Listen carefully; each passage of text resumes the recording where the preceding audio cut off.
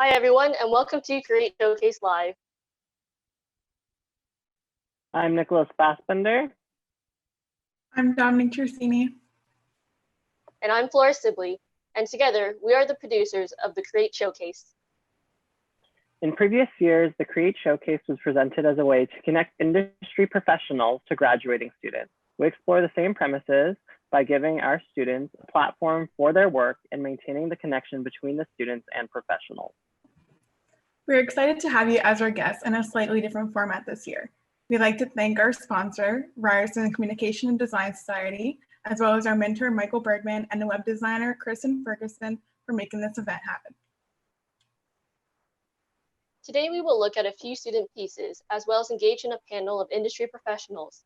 The student works will include a discussion on To Be Determined, a dance project, building a woodworking shop, concept to cosplay, original music in the album 333, the relationship anxiety and heart rate have with light, and a discussion on When She Speaks, I Listen, a student choreographed dance piece that was chosen to be in Springworks this past April. The industry panel will give us a chance to reflect on changes in the industry today, how each individual has adapted in their role, and the advice they would give our graduating class. As our students present their work today, feel free to engage with them and ask questions via the Zoom Q&A feature. Enjoy the event and don't forget to browse the website for more of our students' work.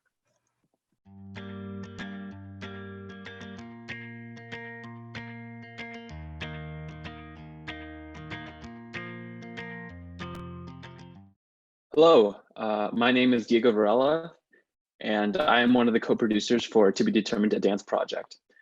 Collectively, Emerson Kaporowski, Sam Skinner, and Alessio Urbani created a video to showcase To Be Determined in this Create live webinar. This video will also include a part of our Q&A. We hope you really enjoy it.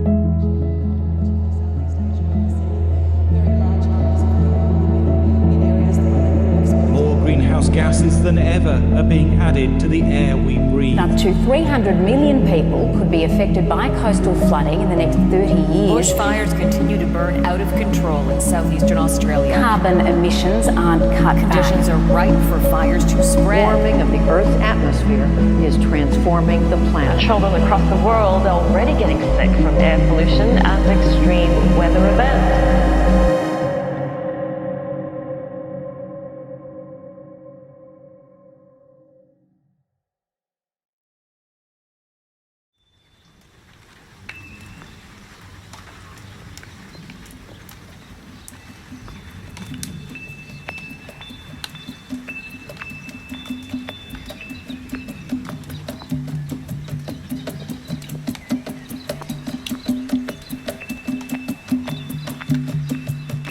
I believe that COVID-19 has made the year more sustainable because it's giving creators the opportunity to use what you have in your homes and repurpose things that you already have. We have a lot more time to dedicate time to our craft and things that are related to our craft. And because of that, we can be a little bit more content with the products that we're creating. Despite the devastating things that are happening out in the world, what I'm hoping coming from it and coming out of it is that creators realize their ability to adapt and change and their own resilience. Self-isolation can encourage us to think outside of the box and to see that there are ways to make our work more accessible and sustainable. A big part of sustainability is making sure that you're not buying excess products and that you're reusing the stuff that you do have. So I think it is definitely bringing down our consumption.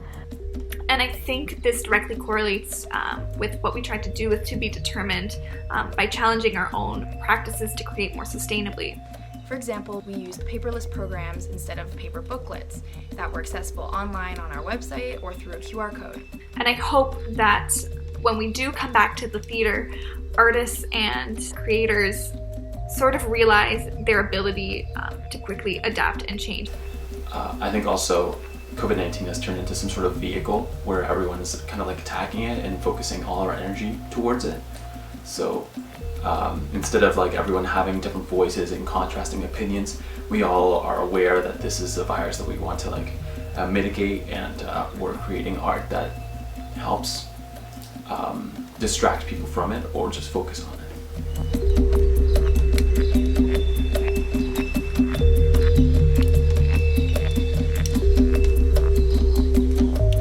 So when I was asked to represent the 6 different biomes in the Earth, I knew that I didn't have footage of these things, so I had to use stock footage. You obviously can't mash a bunch of stock footage together or it will look really, really bad unless you like heavily alter it. So what I decided upon doing was abstracting all of it so that it looks like line art. And some of the environments the line art would be drawn on, some of it I would ripple if it was like in the ocean.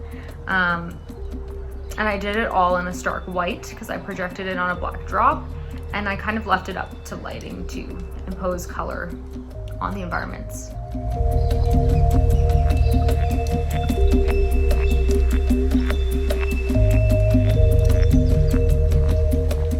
To create the soundscapes and landscapes of To Be Determined, we wanted to use a combination of raw sounds and synthesis sounds. And with that, we wanted to make something that wasn't too didactic. So we didn't want to just create like a landscape sound and just tell the audience to feel like they're in the Arctic or the desert. We wanted to create a mood, and with that, we wanted to guide that mood, because through the show we went from the beauty of these environments and actually corroded them. So I'd say that was the most difficult part, the difference between synthesis and organic sounds.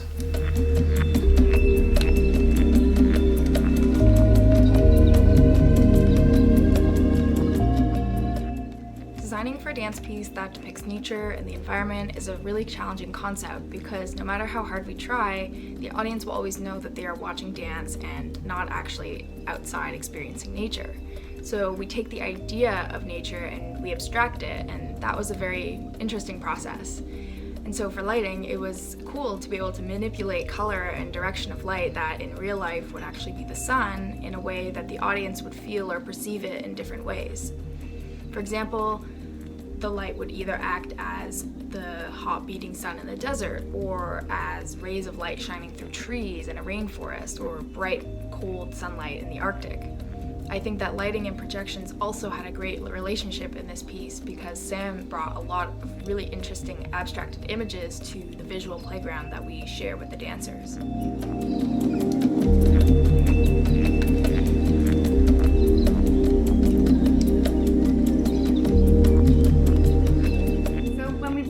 Conversations about To Be Determined, the design team, our choreographer Joel, and our producers Diego and Emerson, we all talked about making sure that we were creating consciously. And I think for me, that meant I wanted to make sure that every piece that was going on stage hit certain criteria, and that was either the pieces were purchased secondhand, when they were made well and out of materials I knew would last as well. It meant that if I did have to purchase something new, that it was purchased from a Canadian company that had strong sustainable and ethical practices. And lastly, the most important thing to me was to make sure that everything that we were putting on stage had a life outside of this show. And from the design perspective, it meant being a little inspecific in what I was drawing and sketching, so it could be more freeing to find as many thrifted pieces as I could, and it also meant not designing the show's costumes to be overtly costumey, to make sure that each of these pieces could be worn in either the dancer's normal life or my life, and that's precisely what happened. All of the clothes went to great homes afterwards, and I think for me, that was how I could achieve sustainability with the time and the labor and the budget available. I think all of those play in tandem with sustainability, and the biggest challenge for me was how do you balance that also with artistic vision. And I think To Be Determined, a dance project, was an exceptional opportunity to really get to explore this.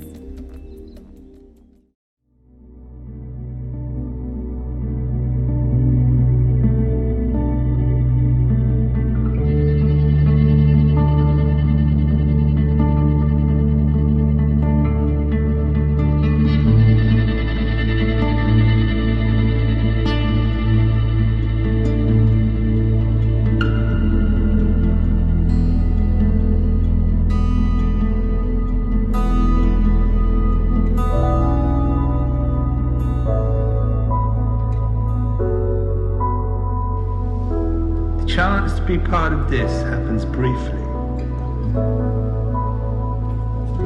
The invitation is not to show how inventive and imaginative you are, but how much you can notice what you're already part of.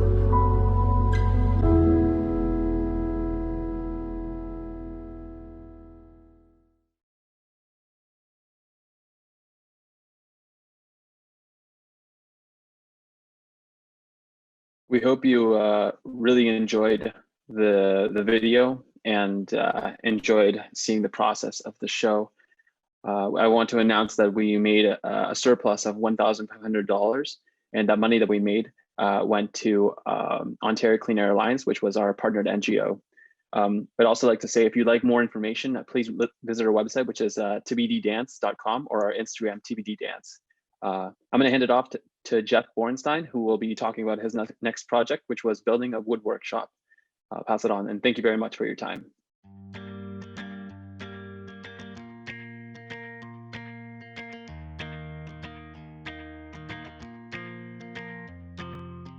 Hi, I'm Jeff Bornstein. Welcome to my shop. The project I'm about to show you has been a culmination of 6 years of building, designing, and adapting the garage of my parents' house to a woodworking shop. As you come in the door, you see we have some newly installed wireless garage door openers, as well as a grinding and sanding section. As you come around, we have some electrical. I had to adapt light switches to go through the regular plugs, so cool little adapters for that. As we come in, the centerpiece of the shop is the table saw. Now, a lot of you may recognize this table saw as it was the former retired saw from Ryerson School of Performance. I acquired this a couple of years ago. One of the interesting things was, because this was in an industrial institution, it ran on 3-phase power, and I needed to adapt it to run in residential. So I had to include a VFD, and the controller you see actually controls the variable frequency drive, as opposed to just turning on and off the saw. As we come around, we see an old IKEA table that was turned into an outfeed table, as well as a router lift that I built from plans from a magazine. As you further enter the shop, behind we have a shop-built, home-built dust collector. I built this based on a video by Matthias Wandel of woodgears.ca on YouTube. It is specifically hooked up to the table saw only, so that it has maximum power.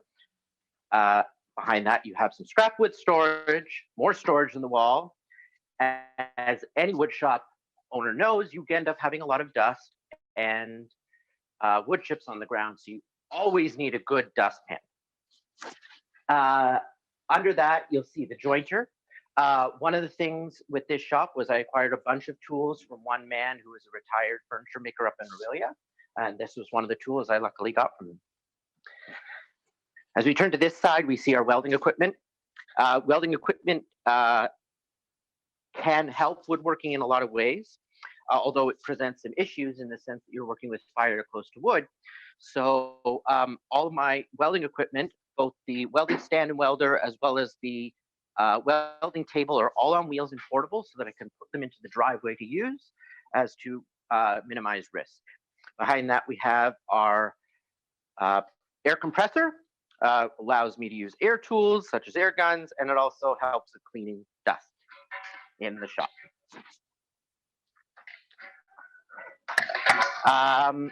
Behind that is one of my shop built projects. It's a lumber rack, also based on plans from online. You have scrap wood storage as well as hard lumber in the back, and in the front, you get sheet goods. This was built specifically so that you can transport full 4x8 sheets of plywood, which is standard size. Over here, close to the door, we have our industrial 15-inch planer. This is to surface the wood and change the thicknesses of your rough lumber. We also have wood storage on the wall. Beside that, we have a new addition to the shop. So my original project for this independent study project was actually to recreate this chair right here. Presents some very interesting issues. This is an Edwardian chair made in Owen Sound. The spindles on the front need to be done on a lathe, and I had never done lathe work. I acquired this lathe off Kijiji, great place to get tools, and I had to build a stand for it. So again, this is from a magazine, and I just recently built the stand. And there's a sample piece on there, sort of me testing different types of turnings. Beside that is a full dust collector that has not been used yet, because I'm planning not to fully pipe my shop. Beside that is the sliding compound miter saw. This is currently in repair, as a couple of parts are on order from the company, just to replace the lights and a new blade. Beside that, you have your bandsaw, good for curve cuts, resawing lumber. We have lots of storage on the wall, plus the drill press. Of course, you need a good garbage can, and more storage next to the drill press, which holds a lot of my drill bits, gauges, and things like that. We also have some extra sanders. A couple extra features I just want to point out about the table saw. We have a special swing arm here, which allows for extra dust collection. Of course, you have your push blocks and a special insert plate that you can just change the middle so that you have better cuts, and you can change depending on the type of cuts you want to make. You have thin curve, or you just have to replace the little middle part of it, and this is like a full curve. The other thing I forgot I wanted to point out is over here on the wall we passed by earlier. This is the electrical panel known as a pony panel because it's not the actual panel of the house. We had to send a line from the main panel of the house through a couple rooms and roof and ceiling to the shop so that I could run a separate panel, and everything in the shop is run on that panel. I would like now to be able to open it up for any questions you may have for me.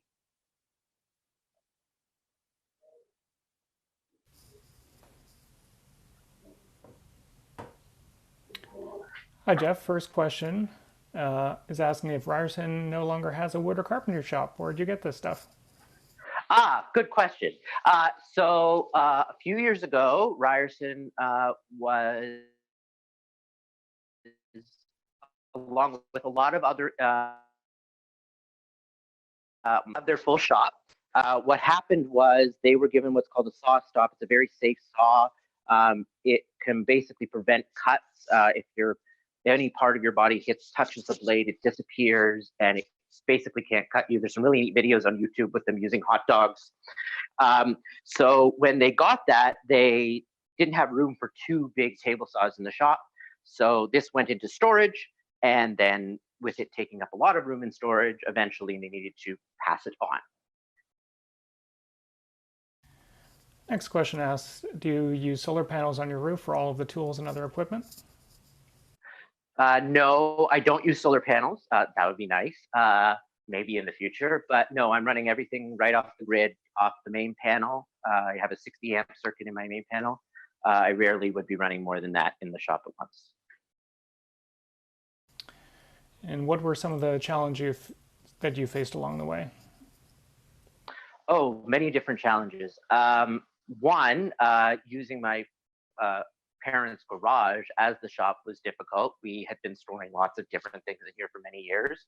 So it was a little bit of a difficulty convincing my parents that I would be taking up a very large area of the house and using it for a shop. But once we got it cleaned up and actually built, they saw that it was worth the time.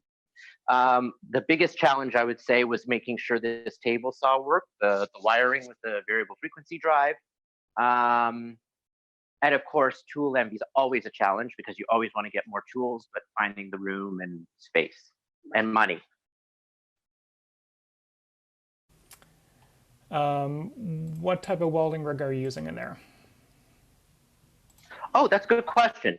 I have a Mastercraft MIG / flux core welder. So here's the gun over here. I currently do not have any gas. I plan on getting some, but right now I'm just running it on flux core because I don't have the gas.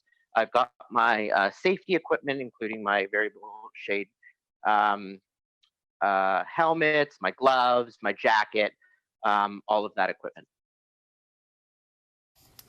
And to wrap up with one last question, what are you planning to do with your shop? Well, that's a good question. Well, hopefully now that I've actually got it built, I can actually make those chairs. A few other things, I want to make some end grain cutting boards. I've really enjoyed those butcher block things for a long time. I also want to make some cool jigs, like other machines. I want to make my own bandsaw, something called a Panther router. If you haven't seen it, look online. And more storage. But yeah, build some small furniture things, crafts. I mean, maybe eventually sets, but that would be a lot longer down the road. And since that was the last question, I just wanted to say thank you very much for visiting my shop. And I'm now going to pass it on to Sarah McLennan Nobrega for concept to cosplay.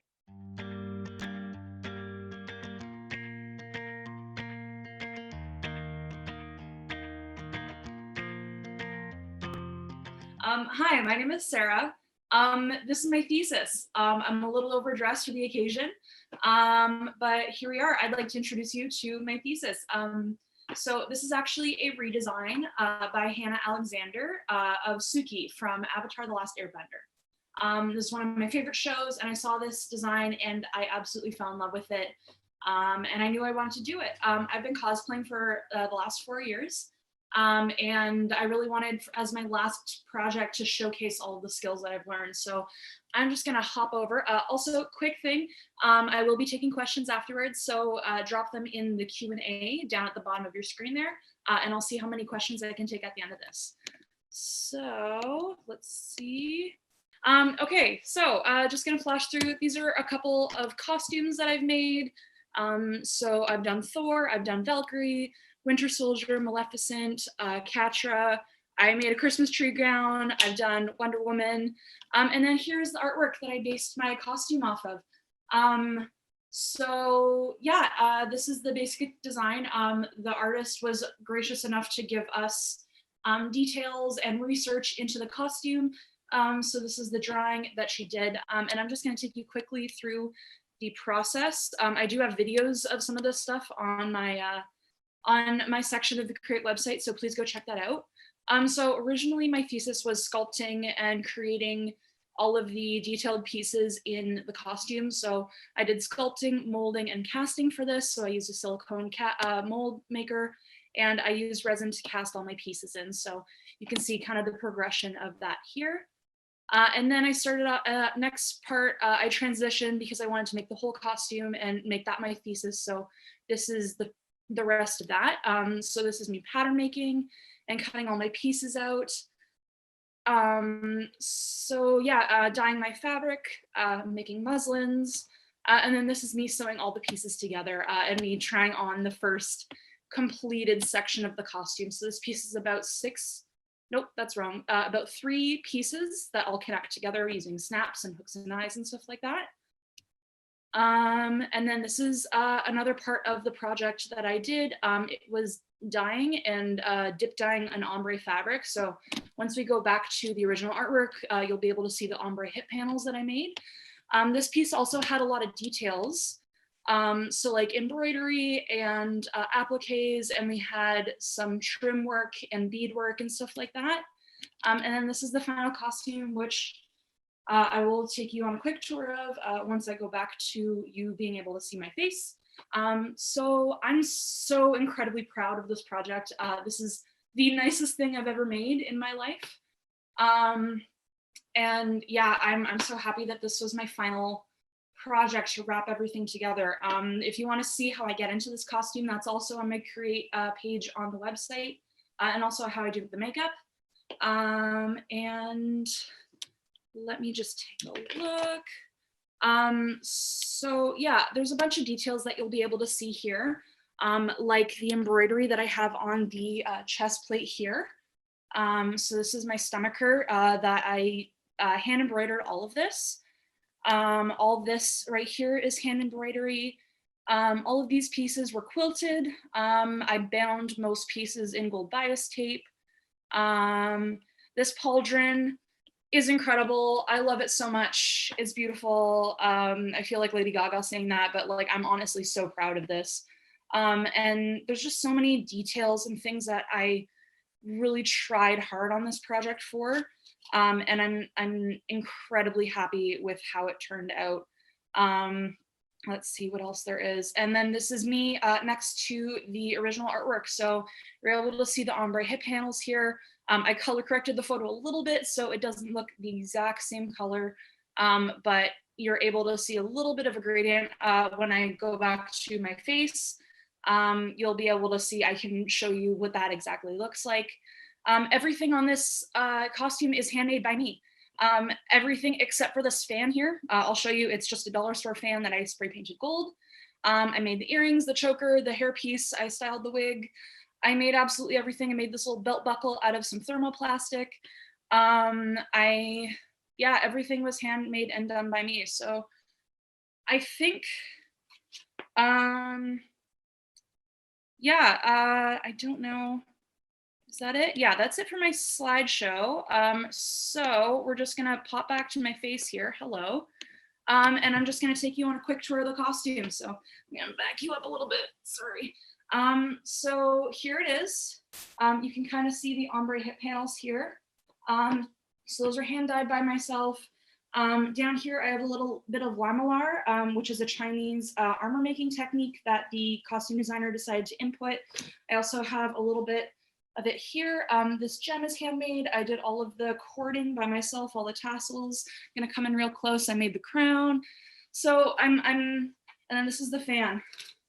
This is the fan. It's really nice. This costume is very warm, especially since it's super warm today, at least for me it is. So yeah, that's about it. I have more videos. I'm gonna also be uploading my university paper, so you can take a look at the process. So I go into a little bit more in depth about that. I'm gonna jump to some Q&A now. Wow, there's a lot of this. No question, but I love Hannah Alexander's artwork. Your outfit looks amazing. Thank you so much. I think when I went back into my calendar and I kind of took a look at all of the stuff that I did, I spent close to 200 hours on this thing. I think I might be missing a whole bunch of stuff. I think 200 seems a little light, but yeah, I'm super proud of this. What was your budget for this project? There wasn't one. For me, it was kind of like, just get it done. I wanted to be as accurate to the actual project as I could, to the artwork. So there was originally a budget because my thesis was just based on like this, the pauldron, the crown, and these little brooches that I made. So there was a budget for that. And then after that, I kind of went crazy. I will definitely be putting together a Google spreadsheet of all the receipts I've collected. There's so many of them. My spending definitely went down due to quarantine though. That was nice. But yeah, I love the drape process. Is this fully boned? No, there is boning. So here in the stomacher, you might be able to see that there is boning right here. And then in the cincher, it's not fully laced right now. I forgot to totally lace it, but there is boning here to help it keep structure. Have you ever used Worbla? Yes, so actually I did use a little bit of Worbla. So this is a Worbla sandwich belt buckle here. And also here the lamellar, so these little scales here, and the stuff here on the tabard are Worbla. What type of dye did I use? Dyeing was hard for me. This was a tough time. So originally I dyed fabric. I used RIT dye. So I used a combination of synthetic and all-purpose to help me get the colors I needed for the hip panels, especially with the ombre. I needed a nice gradient. I failed my first attempt at dyeing the fabric, so I just went out and got new fabric, which is this green fabric right here. It's beautiful, it's stunning, I love it. How long did the process take for dyeing specifically? It was 2 days. For the whole process, I started in January and I finished 2 weeks ago. The fabric, so I'm using a very stretch vinyl for the brown on the outside of all the armor pieces, and then I'm using coutil on the inside, which is a corset making fabric, and then this is a poly crepe, and then I have organza here on the sleeves. What did I make the shoulder pieces out of? So the shoulder piece here is, I started with monster clay, then I molded it in silicone, and then I casted it in a rotocast resin. So this is a resin piece right here. How many hours? I don't know. I wish I knew. Closest guess is 200. I'll have to like do a whole spreadsheet document. Biggest obstacle. Okay, I have so many questions. I will be going on to my Instagram live later. I'm gonna take a screenshot of all these questions. I'm sorry. And my Instagram is Triceratops Cosplay. It's also in my Create side of my my little page on Create website. You can see it on the homepage there. I'm going to take a screenshot of all these questions because they're really great, and I'm going to be on there probably about 4:30 after this whole thing is done. So if you want to pop over there, check out my Instagram, and also catch me live trying to answer all these questions. Can a moderator like copy these, because I don't know if I'll be able to get to them. That would be cool. And then I'll be able to answer all those questions hopefully, and I might put up a Q&A section on my little corner in the Create side. But yeah, I will absolutely be answering all these questions because they're awesome. Thank you guys so much. And next, we have Caroline Zhu with her project 333. And it's gone. I'm so sorry, but it's 333 and it's by Caroline Zhu. So I'm gonna pass that off now. Thank you guys.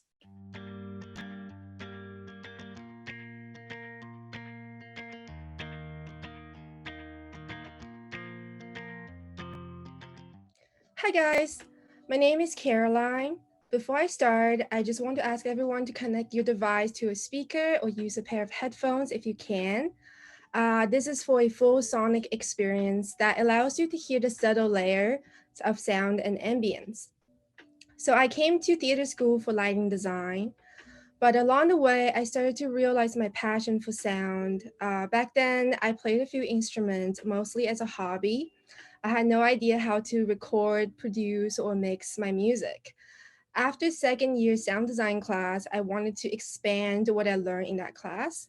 So I took sound design for film, audio recording and engineering, and sound synthesis with RTA. I remember finally being able to build a home studio on December 31st last year, and I decided to compose music for films as well as making my own music as an artist. And that's what this project is about. I am very lucky to have my partner, Ethan. He is the co-producer of the project, and we both know that this is only the beginning of everything. To take the project further, we're going to polish the songs and add a couple more tracks and eventually release them as an EP on all platforms in the summer. So for this project, I have a film track, a virtual reality simulation, and 4 songs, and I'm going to show 2 of them. This first one is made with synth, electric guitar, bass, drum pads, and keyboard. The production was simple. We just made a beat and jammed out until something good came along. The process was very organic and fun. We had the rough idea of how it's going to sound like the entire time, but the editing and mixing work after was really brutal. The process of gluing everything together and making the transition smooth took much longer than the actual production itself. So yeah, let's listen to it. In addition, I made a simple slideshow for the process, and if you have any question, just ask me later.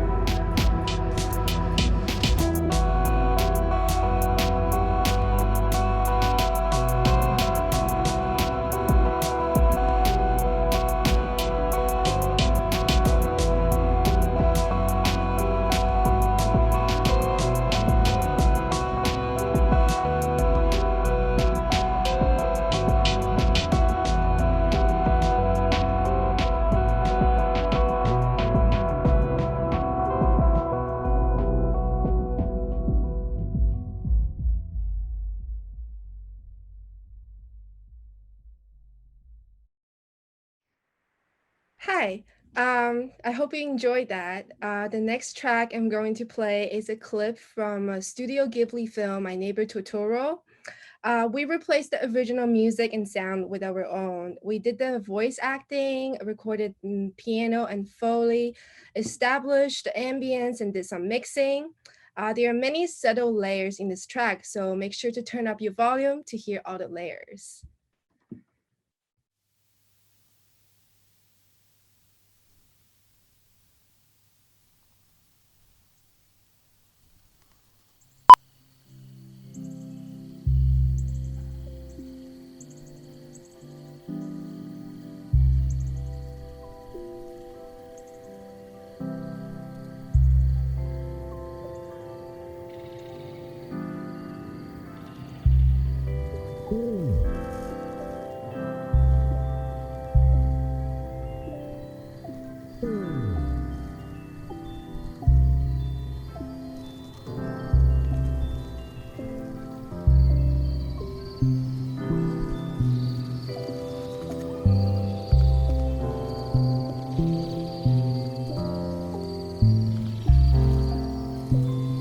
May,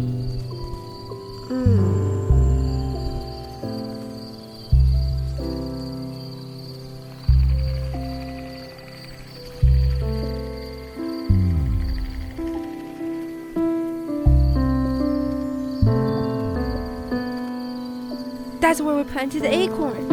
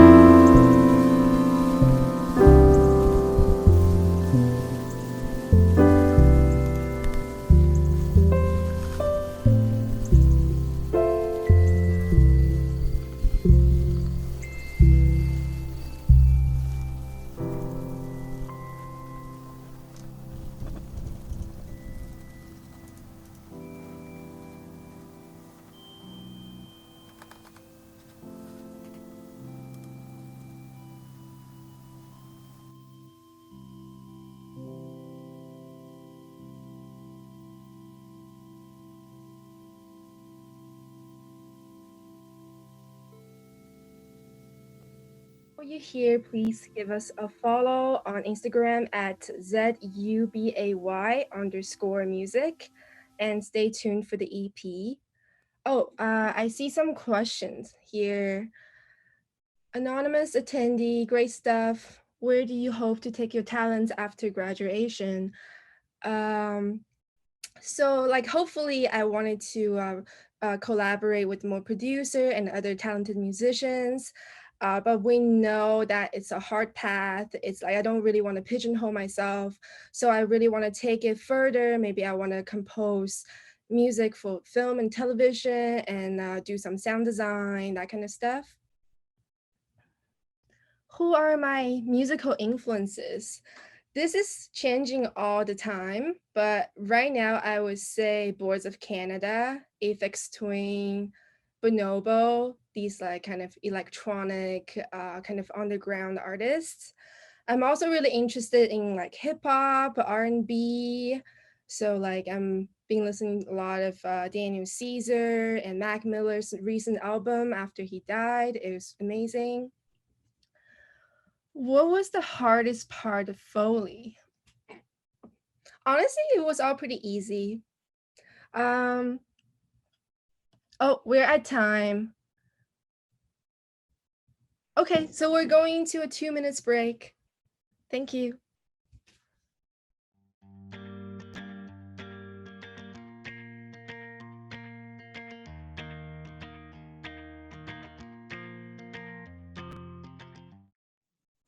Hello, I believe we are live now, video live.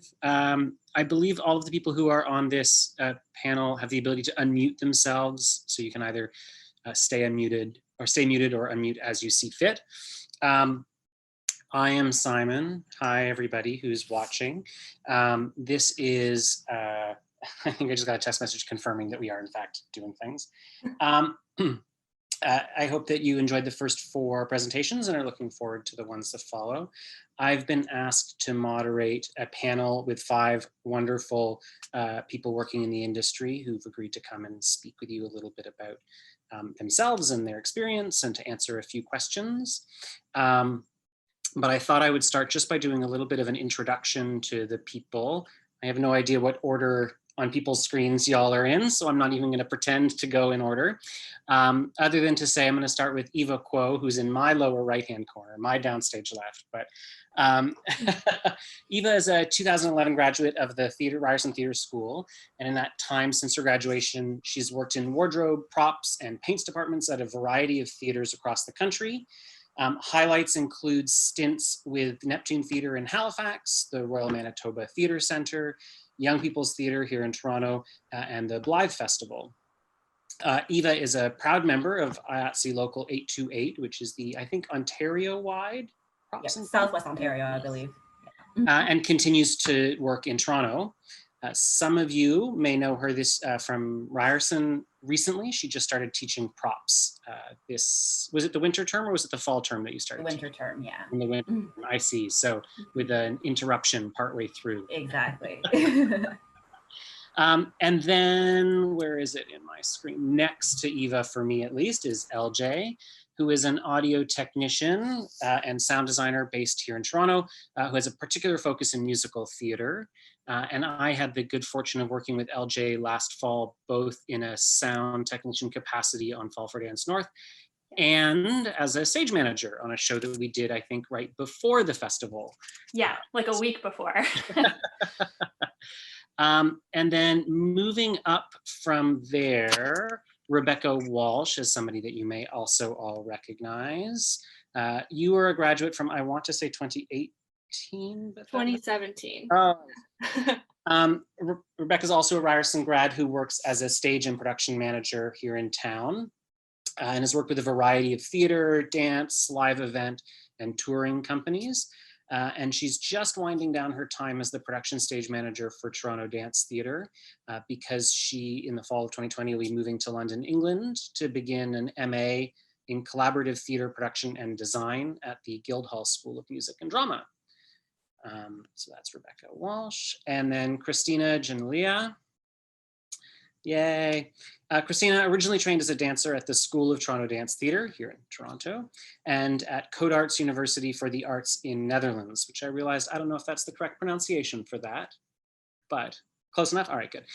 During her 10-year stint in Europe, she worked as a dancer and held management positions for the Dutch Dance Festival and Dance Atelier Production House, and earned a master's degree in cultural economics and entrepreneurship from Erasmus University. She is currently the general manager for Fall for Dance North. So many of you might recognize her from the halls at Ryerson. And last, Gail Packwood, who's in my downstage right, whatever that means, is an arts administrator and manager with a diverse 25-year career in theater and dance. Her work has included time with the Mirvishes while they premiered Rent, Lion King, and Mamma Mia, some time as an associate producer at Canadian Stage, time in Washington, DC as an arts management fellow at the Kennedy Center, and her most recent work includes being the general manager for Necessary Angel Theatre Company here in Toronto, and as the executive director for the Associated Designers of Canada. And I will say, as a member of the board of ADC, I'm quite grateful to her work for us. Her hard efforts led to the ADC receiving official designation as a National Arts Service organization within the last 2 years, I think, year and a half even. Year and a half. After 50 years of not having that status. So we were grateful for her efforts there. So that is our panel. Thank you all for joining us. Did I forget anything really important in anybody's work history before we start in on things? Nope. No, I'm good. All right. I'm just realizing I need to move the questions into a different spot because otherwise I cannot see all of you while I ask them, which does me no good whatsoever. Here we are. Okay, great. So I guess one of the things I wanted to just sort of start with was a little bit of a question, knowing we've got people kind of on very different ends of the spectrum in terms of how long ago you were in school and what that experience was like leaving school. So I think I might start with people who've been more recent graduates. So Rebecca or LJ, I'm curious, what do you remember from when you kind of first left school in terms of the thing that was the most daunting or that was the most exciting about being heading away from a school environment? Uh, I think what was most daunting was sort of the unknown of like what was going to happen next. Of you have your work or your contracts up to a certain point, and then after that, you're sort of, oh, I don't have school coming in September. Oh, so now I'm sort of on my own. But you get used to it really quickly. Like you're able to start picking up on things and work, and suddenly, it's for me, almost 4 years later. So. For me, I actually didn't go to school for audio or technical theater. I did a queer theory degree at U of T, so I did like a humanities undergraduate. But the way I got my start in the industry was through community musical theater. And I'd been doing community projects while I was an undergrad. Actually, when I left school, I worked at a tech startup for 4 years, but continued to do audio on the side. It was something I loved, but it was something I more considered a hobby. And then as time went on, I realized, oh, I want to do this full time. And so I finally got up the nerve to quit my job. And that was very scary. I think that's similar to leaving school for the first time, and not having that stability was really tough, but it all has worked out so far. It's certainly one of the things that I often hear about from people is the kind of the terror of the unknown of leaving whether it's a stable job or leaving the rigid structure of school. And it's interesting, I've sort of forgotten to think about like, what are those people who studied something completely different? Because I think that there's people here who, I think at least half the panel or more didn't study what they're doing, originally didn't study what they're doing right now, have chosen to change paths at some point, or have found themselves doing something a little bit different than what they thought when they first went to school. So I guess this is a question then either for you, LJ, or for Gail, or for Christina. The three of you didn't originally study production or management or what it was. I think you've since, in many cases, had education related to that, but you didn't start that way. So what led you decide to do something other than what you trained for? What made you pivot? Anyone? Gail? Christina? Pivoting was sort of thrust upon me on one hand, or one way to look at it. It was just taking an opportunity that was offered,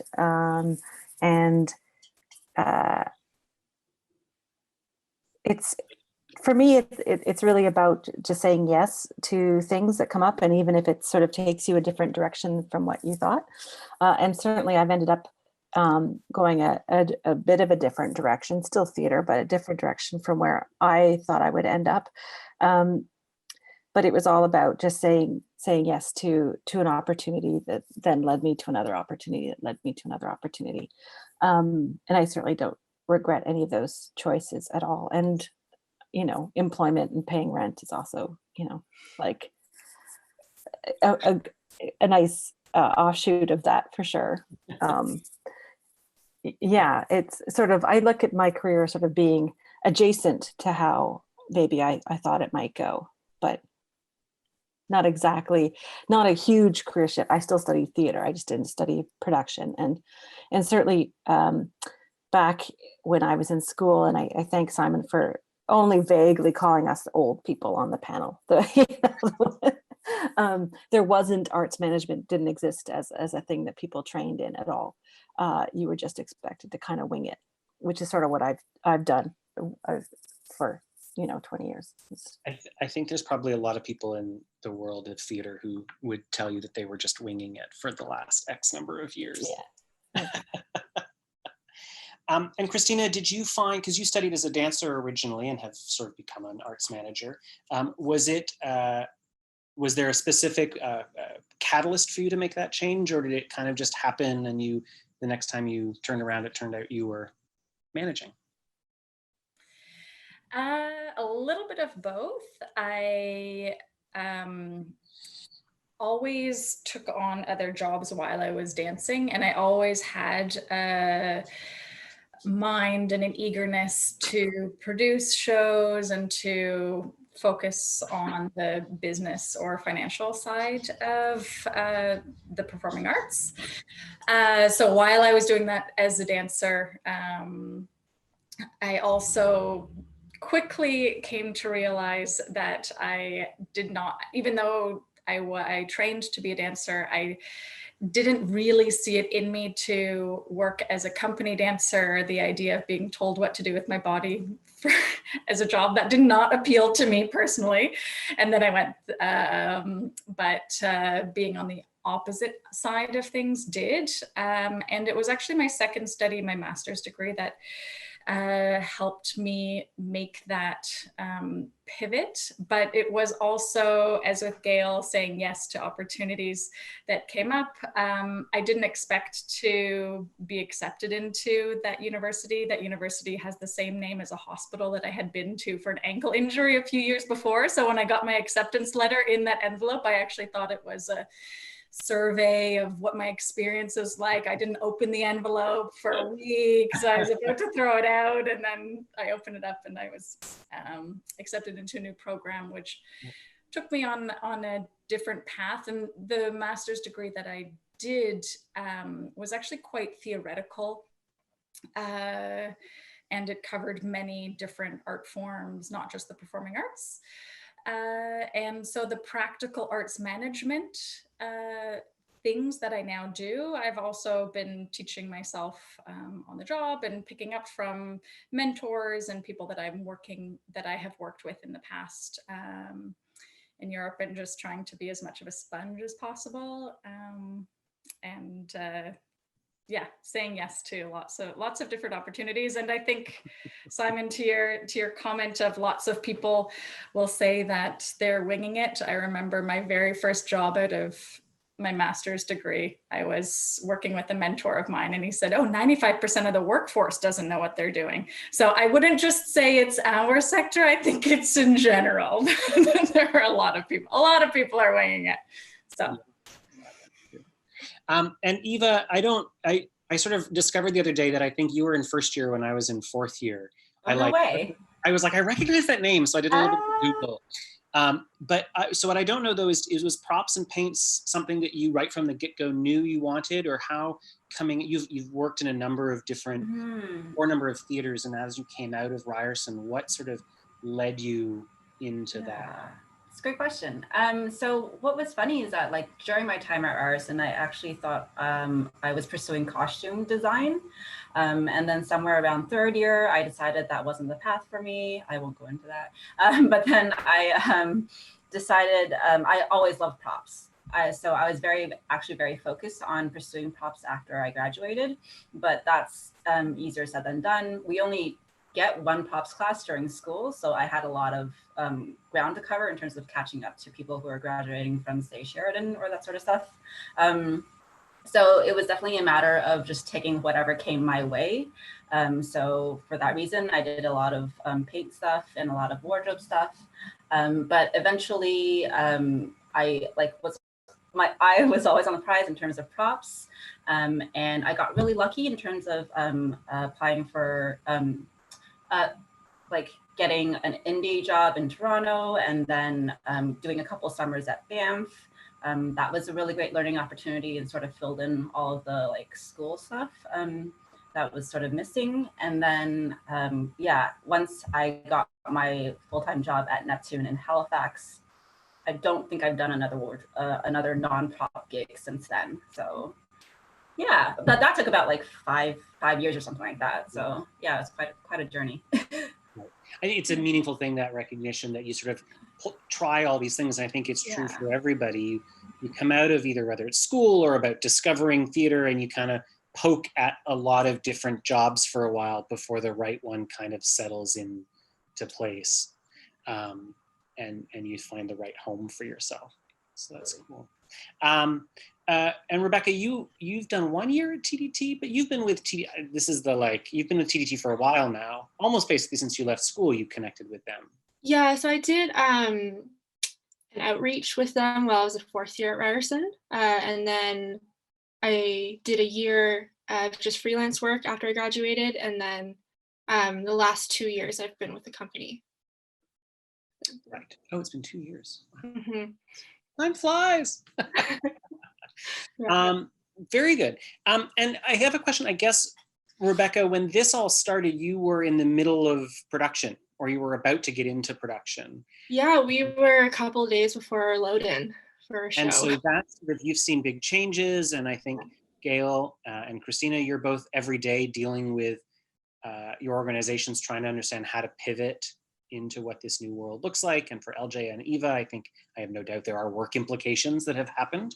But I'm curious from a sort of either a management perspective or a trying to understand as leaders of organizations, how, I mean, there's the obvious, you're working from home now, but how are the conversations today different maybe than they were 2 months ago that you're having with people? Like, are you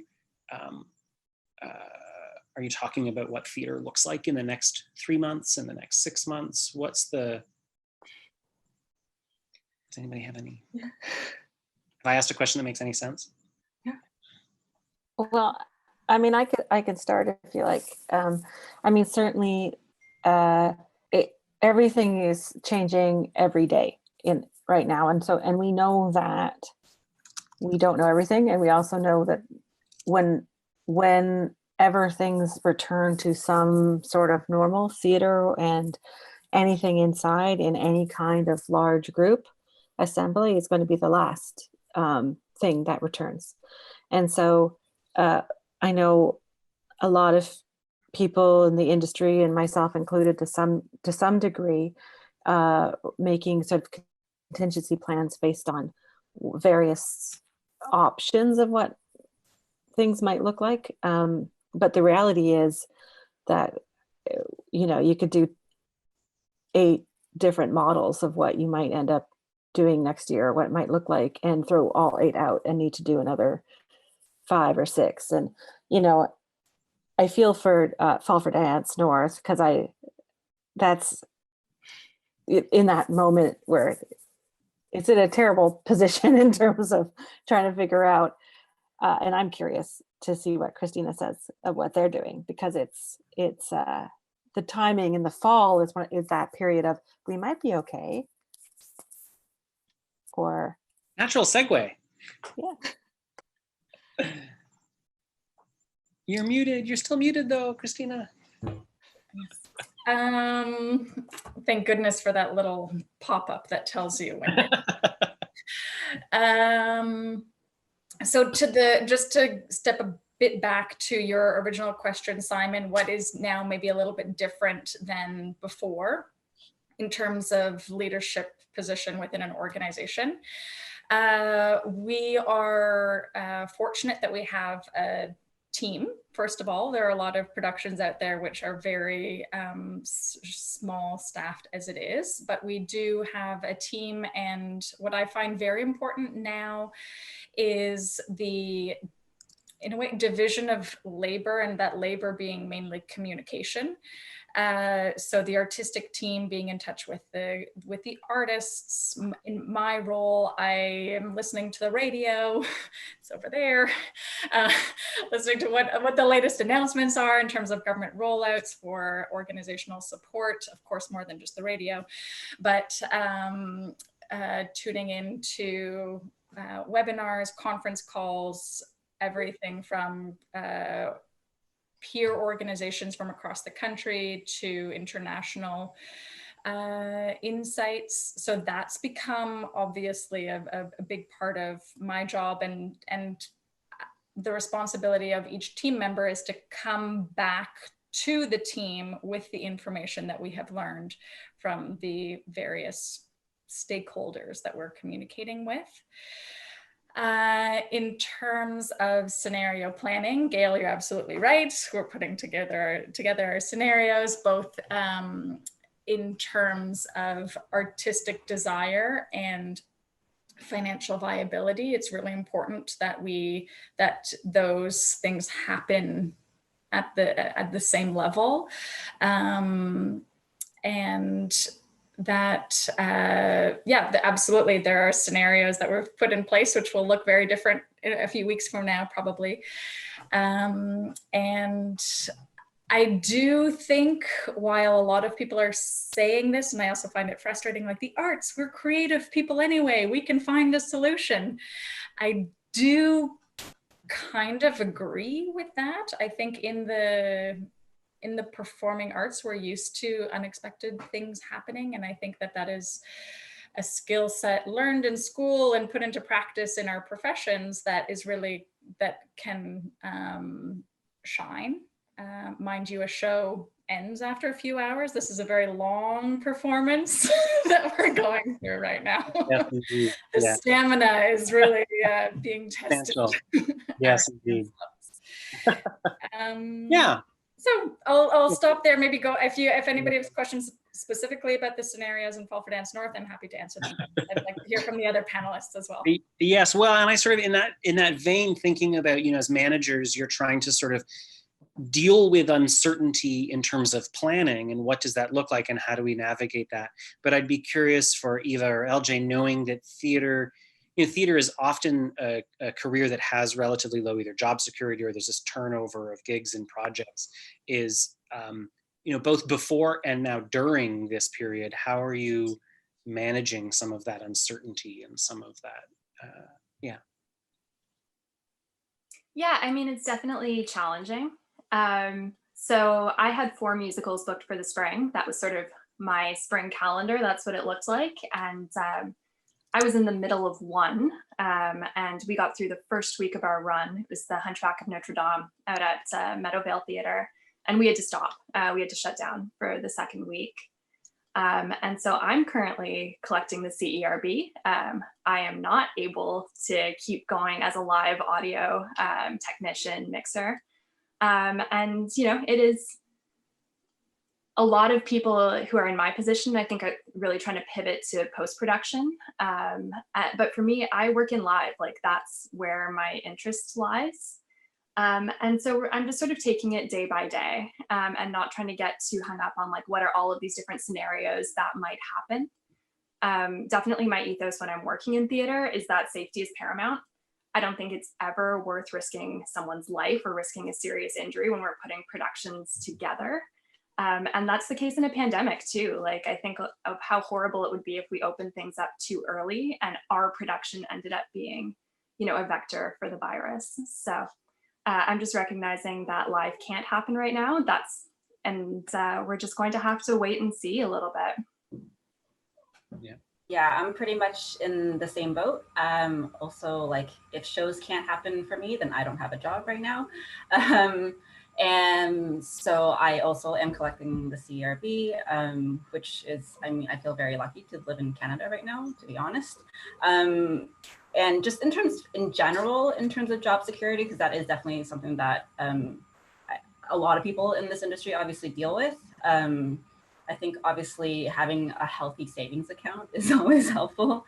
If you can apply for EI, that's always an option if, you know, jobs are low at any time. I'm just giving very like blunt advice. And then I think there is just a matter of mentality. Like, I know I have friends who don't work in this industry that like cannot fathom the idea that I don't know like how long this job is gonna go or when my next job is. But you kind of just get used to it. And once you've done this for long enough, you kind of realize that things work out. And, you know, friends will help each other out and that sort of stuff. Yeah. It is certainly, I think, theater is one of those interesting fields because there are people that can work short, contract to contract to contract. Mm-hmm. And then there are other jobs that are jobs where they are paid a salary. And so it isn't always that you either work in theater and as a consequence have a gig. Sometimes it's just about finding your path, even within theater. So what I wanted to do was kind of give an opportunity for people to ask some questions from the audience, although I'm being told maybe we will wrap up instead, because time just flies right by. But I thought I'd just ask really quickly if any of you have any specific words of advice that you would give to students that are graduating and trying to enter, whether it's into this particular moment in time or even just out of theater into the world of the unknown, and trying to not let ourselves get too stuck in what now is, but to pretend it was actually March 13th and we were asking this question. What's the advice you would give to somebody who's coming out and has an interest in pursuing what it is that you do in each of your specific areas? So, okay, I'll go first, I guess. Specifically for going into props, well, my first piece of advice I'd say is probably like general. I'd say my advice is always that attitude counts for more than skill. A good attitude, somebody who's keen, enthusiastic will take you far, much further than if you're a talented person that is awful to work with. So that's my first piece of advice. For somebody who actually specifically wants to work in props, I say make sure you have an online portfolio. Resumes are distributed usually through email now, so you can always just link it up easily. It doesn't have to be super fancy, just a collection of photos that you've done. And when you're preparing for an interview, be prepared to talk about what you built, the materials that you've used, and the process that you took. And yeah, I think that's my cool advice. Awesome. I'm just going to move stage right here. LJ, what advice would you give to somebody who's kind of jumping into the world of theater? Yeah, I mean, I think for sort of right now, give yourself permission to rest. Everyone is trying to pivot to online in this moment, and that's not going to be for everyone. If that's not for you, that's okay.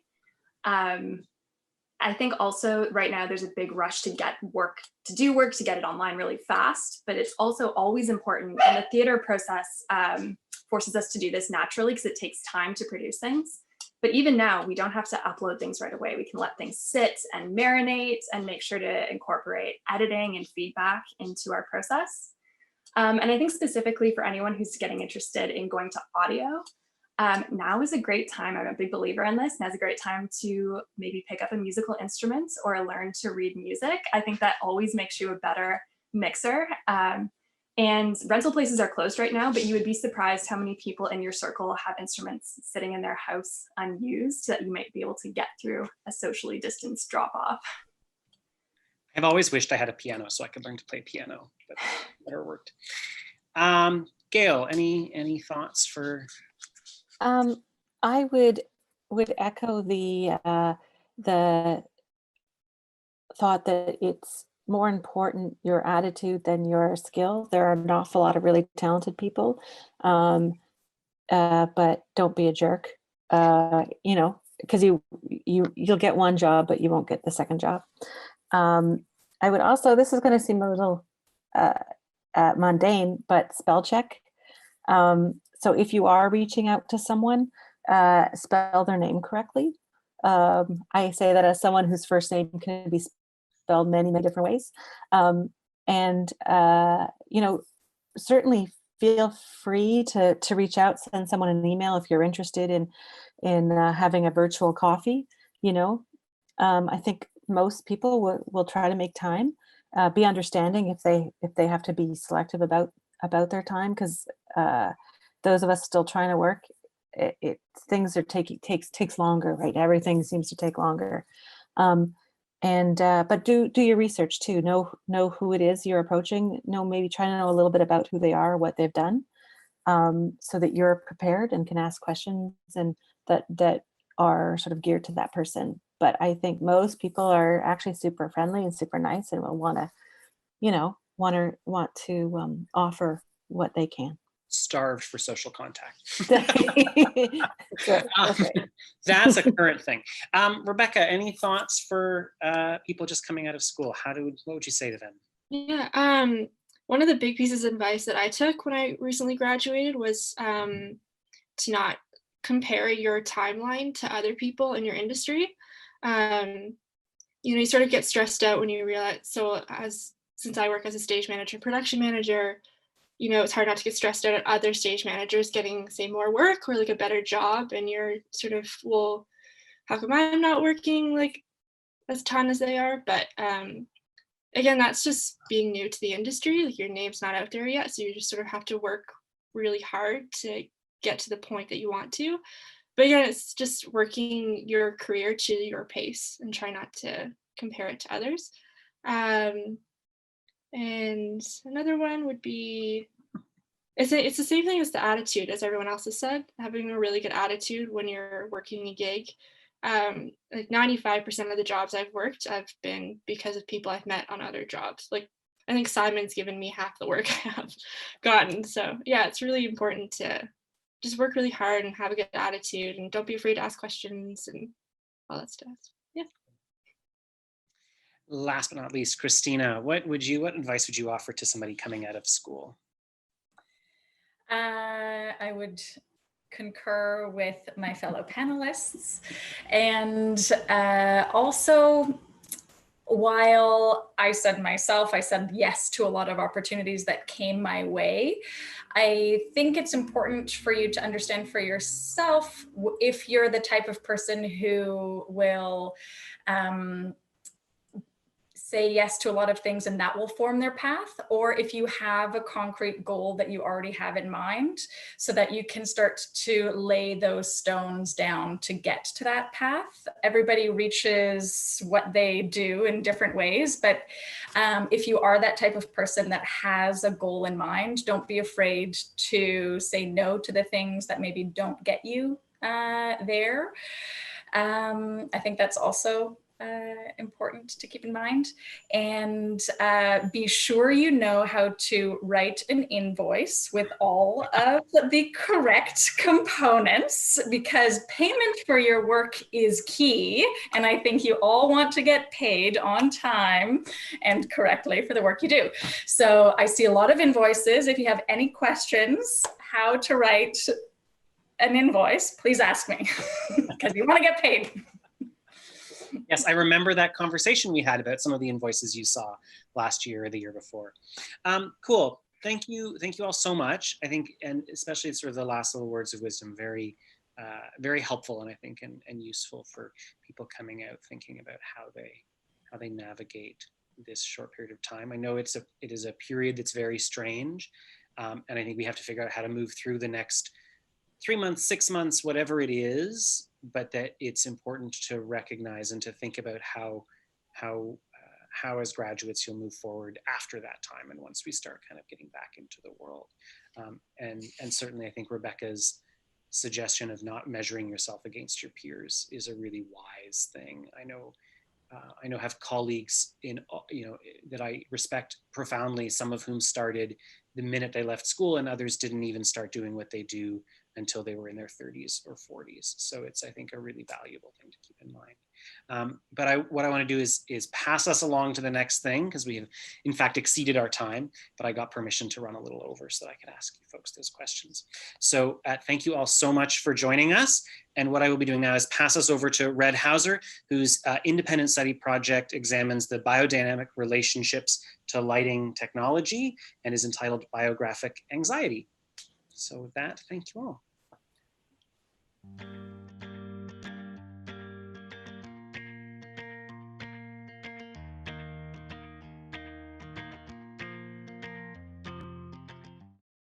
Hi, I'm Red Hauser, and this is my project, Biographic Anxiety. This project uses biosignals to create a visualization through theatrical lighting, focusing on responses that are triggered by the automatic nervous system in response to anxiety. This is done by measuring heart rate, respiratory rate, and electrodermal responses with 3 sensors that are connected to a microcontroller that then output a DMX signal that is transmitted wirelessly to a lighting system. The sensors, microcontroller, and DMX transmitter are all part of a battery-powered wearable, allowing for a full range of movement with no external connections needed. This means that a performer wearing the unit could move around a space without being connected to anything else for the system to work. My goals for this project were to create a battery-powered wearable, to create something that could be easily and cheaply replicated, and to avoid needing to use a computer between the sensors and the lights. In doing so, I wanted to explore the intimacy and immediacy of both live performance and anxiety. I find the physical and emotional closeness that can happen during live performances to be fascinating, and I wanted to further examine how to show performers' emotional responses to an audience, and what's more intimate than nervous system responses. This project is based off of a performance art piece I created for an art class in high school, which happened to be assigned during a period of time where I needed to wear a heart rate monitor for a few weeks. I decided to use the heart rate monitor for my piece, and the main part of the performance involved the heart rate monitor's display being projected onto the wall behind me.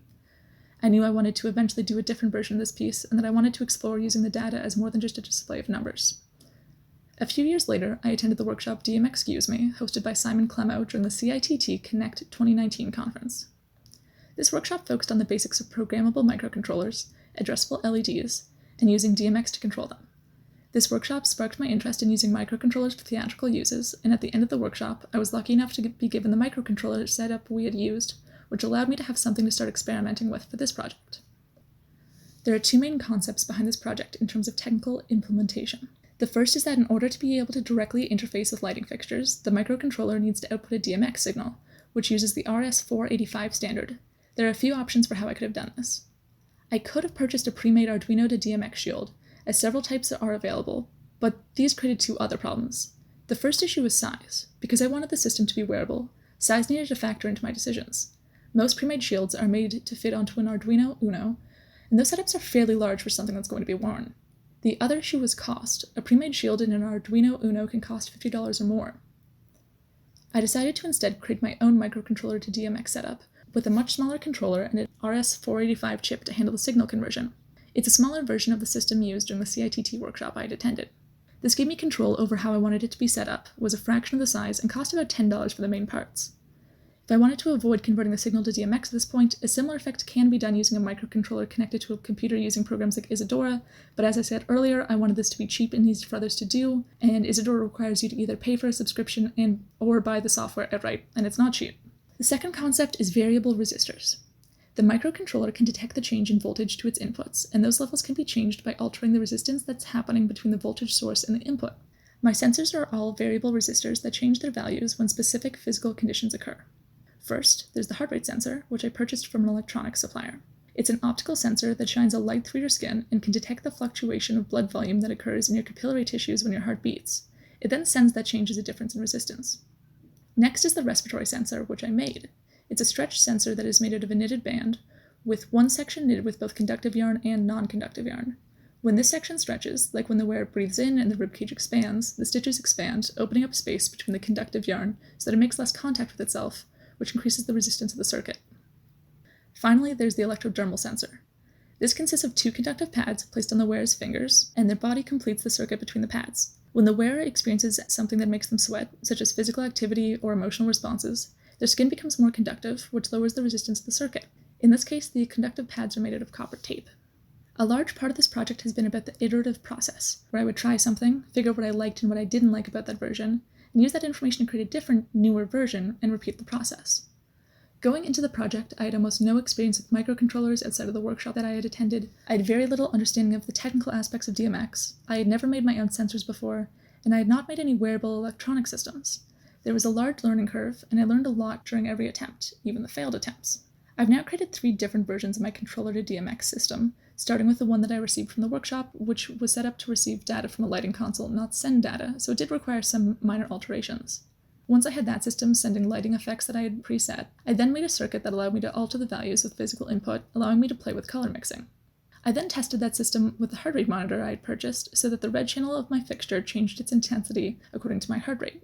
At this point, I had the basis of what I was trying to do covered, but I needed a smaller system.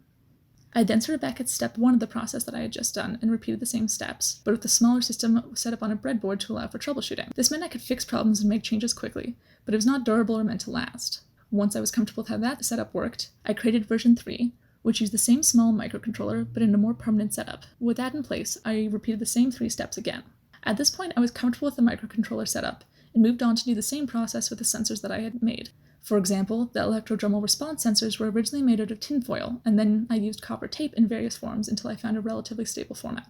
This process has allowed me to experience the difference between technical-based creation and design-based creation. In a design-based creation process, you'll often know what you want the final product to look like, and it's about figuring out how you're going to get there. In a technical-based creation process, it's more about knowing what you want it to do, but not knowing how it'll look or what exactly it'll be at the end. Throughout the process, I didn't really know what my project was going to be at the end of this. I knew what I wanted it to do, and I had a few specific goals in mind, but there was never any concrete visual designs because I was learning as I went. Going into this project, I didn't have any experience in electrical prototyping, but I'd read some books about it. The books helped, but there's no real way to prepare other than just trying and failing and learning and trying again. Hi, so that was my video, and I realized while I was making it, I was trying to include some footage of my actual project, and the issue is that because I am currently in self-isolation by myself, it's very hard to film yourself wearing a wearable item that is kind of a full body piece. There's no easy way of taking on that many roles. So my project actually does work, and I did meet all the goals that I wanted to hit, but I just can't figure out a good way of showing it to people. So hopefully once I have some other people around again, I can show that one. Looking at some of the questions, the wearable made with conductive yarn is awesome. How did you come up with that idea? I really like yarn and fabric-based art. I knit a lot and I crochet a lot, and I had seen conductive yarn used in a few different places for different types of structures and sensors and things, and had found some examples of other people using it to make stretching sensors. So when I was trying to find a affordable option for a respiratory sensor, I decided to try that one. Could a wearable be created to send info from one performer to another, feel their anxiety in a profound moment in a scene? That would be a really interesting idea, and I think it would be possible, either through DMX or some other wireless protocols. You could use some haptic feedback, like small buzzers or even speakers or something like that, to connect two performers together. I haven't tried that before, but I think that it would be possible. Wonderful. I think that is all from me then. And I would like to throw it over to our next performer, who is Max Wheatley with When She Speaks, I Listen, a discussion on being a choreographer. Thank you.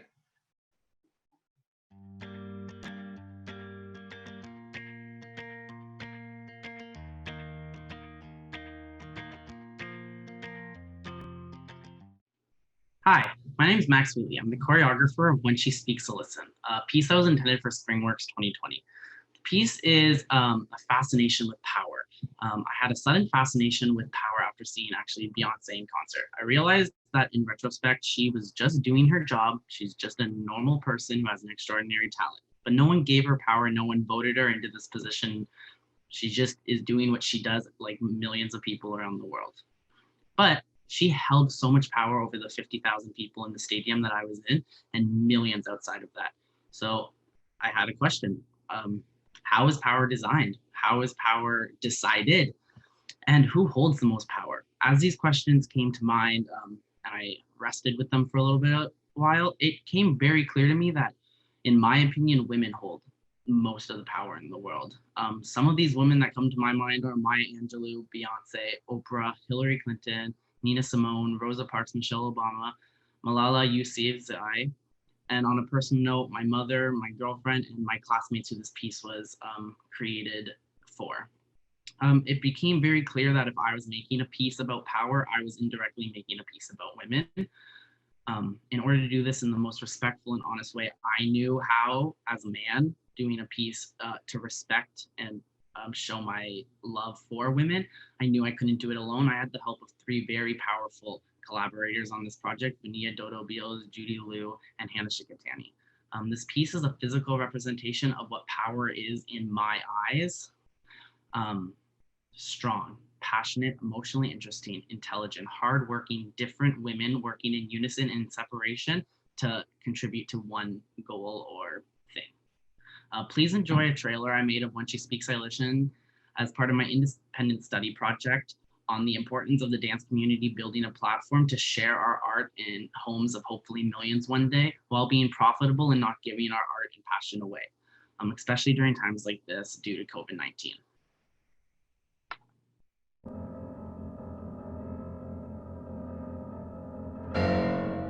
You may write me down in history with your bitter, twisted lies. You may trod me in the very dirt, but still like dust, I'll rise. Does my sassiness upset you? Why are you beset with gloom? Just 'cause I walk as if I have oil wells pumping in my living room. Just like suns and like moons, with the certainty of tides, just like hope springing high. still I rise. Did you want to see me broken? Bowed head and lowered eyes, shoulders falling down like teardrops, weakened by my soulful cries. Does my sassiness upset you? Don't take it so hard just because I laugh. As if I have gold mines digging in my own backyard.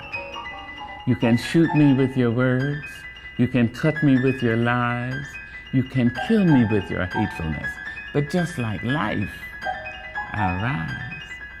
Does my sexiness offend you? Oh, does it come as a surprise that I dance? As if I have diamonds at the meeting of my thighs. Out of the huts of history's shame I rise. Up from a past rooted in pain I rise. A black ocean leaping and wide, welling and swelling, I bear in the tide. Leaving behind nights of terror and fear, I rise. Into a daybreak miraculously clear, I rise. Bringing the gifts that my ancestors gave. I am the hope and the dream, and so, naturally,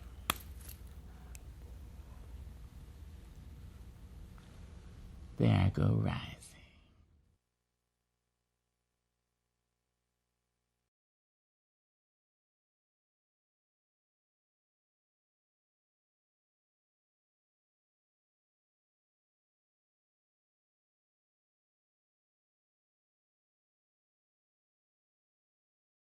I hope you enjoyed that trailer of When She Speaks, I Listen. What I'm now calling Staged Plus is the concept idea that I've had for a streaming platform very similar to Netflix, but intended for concert dance, housing archival footage of live performances and made-for-screen dance works. During the time of COVID-19, I see a lot of companies, artists giving their work out for free, which is an admirable thing to do for the community, but those are their livelihoods and their work. Companies like Netflix aren't giving their art for free. In fact, Netflix has seen a gross of 16 million subscribers and totaling $705 million since the beginning of this global pandemic, totaling its total numbers of 160 million subscribers.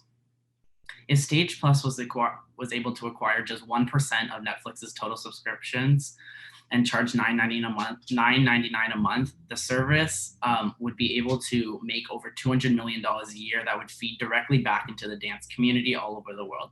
Just to give a little bit of perspective on the pieces that Stage Plus would be able to fund, I did a little research on how much it would cost to produce When She Speaks, I Listen in an 8-week rehearsal process and a 1-week show. The total is surpassing $65,000. And that only includes the very necessary people to put the show on, not doing any extra work like marketing, which would actually sell tickets and gain profit. The goal of Stage Plus would not only to be able to fund projects like mine, but to promote and distribute the projects worldwide. Stage Plus would also keep works like mine profitable for years to come, instead of the traditional method of creating a piece, getting sponsors, getting grants, putting the work on, selling tickets, and then that being the end of the work, unless you're lucky enough to go on tour or remount. Stage Plus gives the creators a chance to have their piece generate income for years and years to come. Stage Plus is not to take away the magic of live dance. There's nothing that can do that. But the same can be said for live theater. Yet Hollywood is an extremely successful and profitable entity that found a way to get acting into the homes of millions. I think it's about time that we do the same for dance. If Stage Plus would have been created before COVID-19, the industry may not be where it is right now. Dance artists would still have a means to an income. So that is my goal, is to create this platform in the years following. If anyone has any questions, I would love to answer them. I see one that says, how is the process working with such a large and talented cast?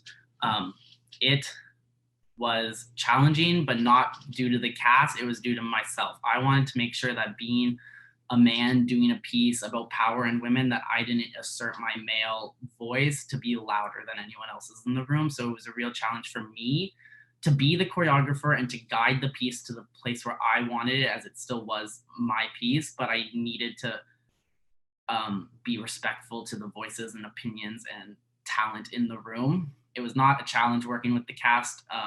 due to their talent, they picked up and they were amazing. It was the challenge of myself, which I failed, and I hopefully also succeeded sometimes. But yeah, that was my challenge working with such a large cast. Someone said they weren't sure if they missed anything, but how was the track put together? Was it developed per time, or was there a clear vision from the start? So the track was 3 clips of Maya Angelou text, Still I Rise, Be Rainbow in Somebody's Cloud, and Love Liberates, and Inner Peace by an artist whose name is blanking on me, but it was from an album of all women composers. So everything in that piece was by women. I had a version set for the live performance, and I just did a little bit of editing for the video, but it's more or less the same. Just it's the full text of Maya Angelou's Still I Rise with some other parts put in. Someone asked if you were able to continue with the creating or online streaming program, would it be a non-for-profit or a not-for-profit organization to ensure proceeds are going directly to the dance community? Yeah, I would hopefully turn this into a not-for-profit organization in order for the revenue to always stream back into the dance community somehow, some way. I'm not looking to become a CEO of a multi-million-dollar company and fund myself. I'm looking to fund the industry where I really feel it's lacking funding. This would be a way of ensuring funding for dance for years to come. Would you be interested in a commercial partnership or advertising on Stage Plus, or does that defeat the purpose? No, I don't think that defeats the purpose at all. I think the point of the platform that I am thinking about is really to just get dance into the world. That's the main premise of it, is to just get dance, going. So however I can do that, the better, as long as the money ends up into the pockets of artists around the world creating the work that's going to be on the platform. So I am out of time. Thank you all for tuning in and watching my trailer with me. I'm going to send it off to the closing remarks of the Create Showcase team. I just want to thank you for tuning in.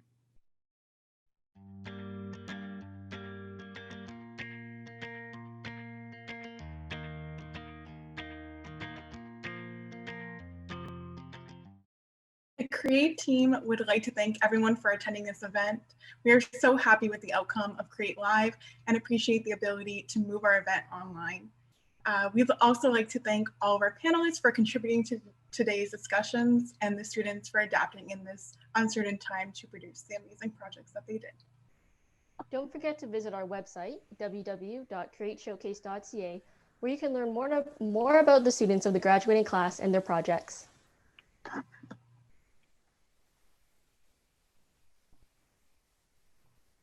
Thank you. On behalf of the graduating class, we invite you to view the work of our production and dance students on our Create website, and visit the New Voices website to support our 4th-year acting students and celebrate as they premiere the New Voices Festival tomorrow at 4 p.m. We would also like to thank our CDS for being this year's Create Showcase sponsor. We'd also like to thank Michael Bergmann, who has acted as our mentor to the Create team, and Kristen Ferguson, our web designer. We couldn't have done it without you. Thank you again for attending Create this year. And thank you everyone for attending and for all your work, and a special congratulations to this 4th-year class. Your work is amazing. I'm glad we could all share it.